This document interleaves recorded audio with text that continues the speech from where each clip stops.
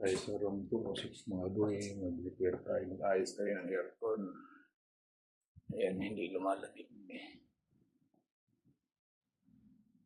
Ka-under ko lang. Pero wala pa siyang lumalabas na error code.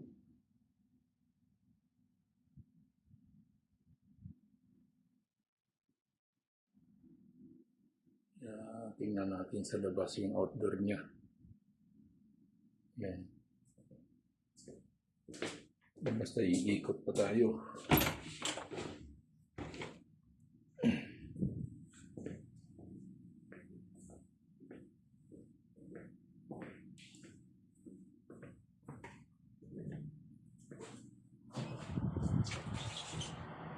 So, nandito na tayo mga boy.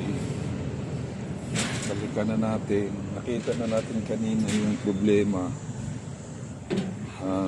Nag-a-ice yung pipe niya. Kaya kadalasan kasi pagka ganun, kulang sa preyon. Kaya nagdala na ako ng preyon. Kinakargaan ko na. Titingnan natin kung lalamig. Tsaka napansin ko na rin kasi na ang problema dito sa may charging bulb siya nagbilik. Kaya pinalitan na natin yung bulb niya. Kinulgahan na natin. Sana yun na yung naging problema niya. So sana magiging okay na siya. Yung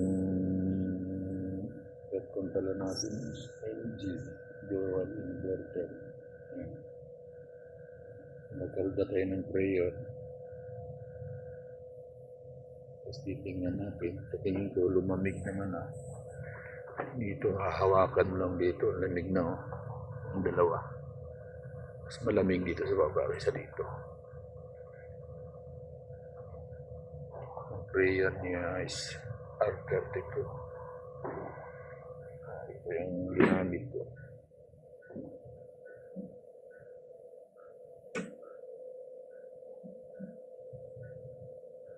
So, sana magiging okay na.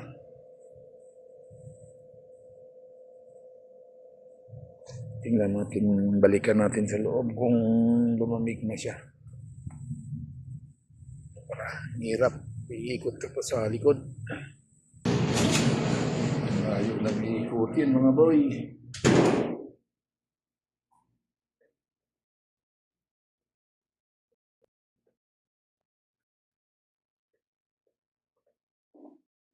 Tingnan lang may elevator. Sasakay tayo ng elevator.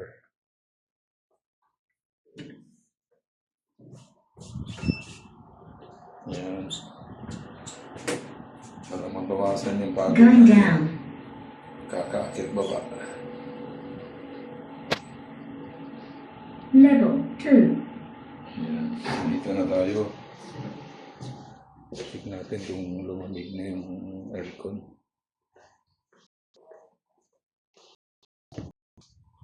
Yun. Pasok mo pa lang sa pinto. Wala na. Ramdam mo lamig. Kaya no. So, okay na siya.